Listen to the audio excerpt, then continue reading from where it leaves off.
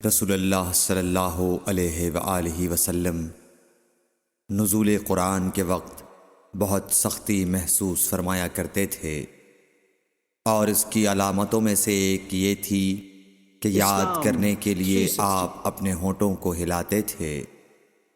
ابن عباس رضی اللہ تعالیٰ عنہ نے کہا، میں اپنے ہونٹوں کو ہلاتا ہوں جس طرح آپ ہلاتے تھے۔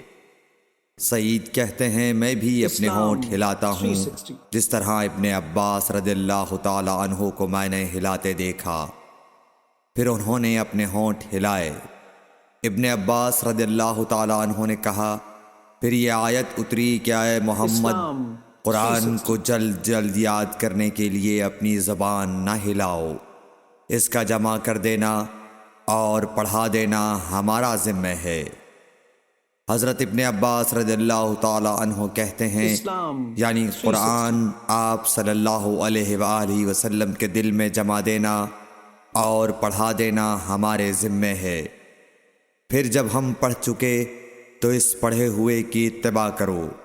ابن عباس رضی اللہ تعالی عنہ فرماتے ہیں، اس کا مطلب یہ ہے آپ اس کو خاموشی کے ساتھ سنتے رہو، اس کے بعد مطلب سمجھا دینا ہمارے ذمہ ہے۔ پھر یقیناً یہ ہماری ذمہ داری ہے کہ آپ اس کو پڑھو، یعنی اس کو محفوظ کر سکو۔